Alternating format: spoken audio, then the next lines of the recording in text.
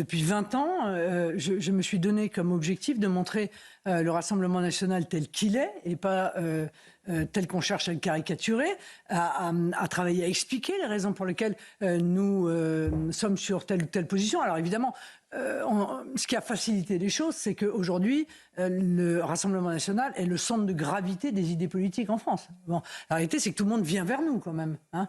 Les LR reprennent quasiment mot à mot l'intégralité de nos propositions, du droit d'asile qui doit être demandé dans les consulats, à la suppression de l'AME, ils étaient contraints il y a encore quelques années, au référendum sur l'immigration, il en avait encore il y a quelques années jamais parlé. Bon, donc tant mieux, je ne peux que me réjouir de cela et ça nous permet d'essayer de convaincre de plus en plus, pas seulement sur les constats que nous faisons, parce que je pense que c'est quand même maintenant assez largement partagé les constats. On n'a plus trop à se battre sur le fait qu'on vit une apocalypse migratoire, que rien n'est géré dans ce domaine, que l'insécurité est en grande partie liée à l'immigration, etc., etc.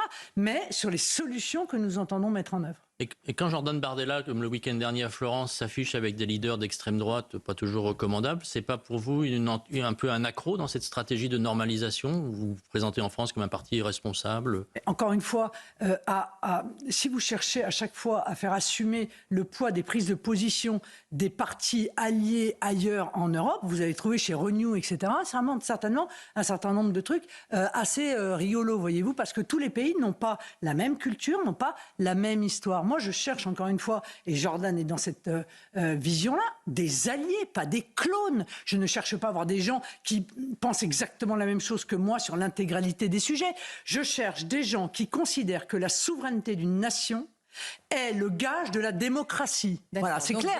Si nous n'avons pas de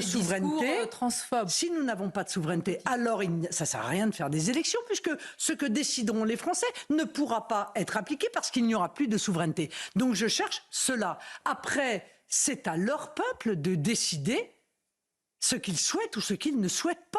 C'est leur problème, ça n'est pas en l'occurrence le nôtre, et c'est vrai également sur le plan économique, où vous êtes bien placé pour savoir que des pays sont très différents dans la structuration économique qui est la leur, dans leur histoire, dans leur culture économique. Parce qu'il existe aussi une identité économique dans les pays, et donc on peut avoir des divergences avec eux, c'est pas bien grave. L'important, c'est que leurs décisions n'influent pas, évidemment, sur nous. Et l'heure est-elle venue, d'ailleurs, parce que c'est la petite musique qui court aussi, d'une réconciliation entre le RN et le milieu patronal, qui n'était pas nécessairement historiquement votre allié?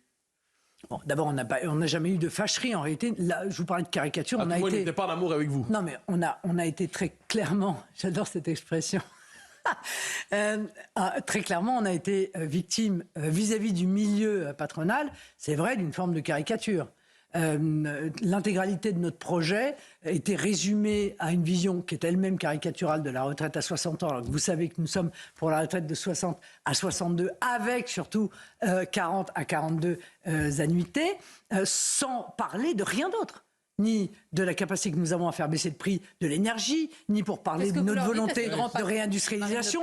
Pardon. Ce que vous leur dites à ces grands patrons que vous rencontrez, hein. Oui, et au sud de tous. Justement, rassurez-vous, parce qu'ils ont l'air inquiets. Eh bien, je leur dis d'abord de lire le projet économique. Il faut lire le projet économique du Rassemblement national. Et pour beaucoup d'entre eux, ils s'apercevront que vouloir réindustrialiser le pays, vouloir travailler sur la productivité, vouloir donner de l'emploi, comme l'a dit le président du MEDEF d'ailleurs, d'abord aux Français avant d'aller chercher des étrangers pour venir dans les métiers en tension, dont nous savons que ça pèse à la baisse sur les salaires de l'ensemble de ces secteurs. Tout cela, nous l'avons dans notre projet et nous sommes évidemment prêts à en discuter avec eux.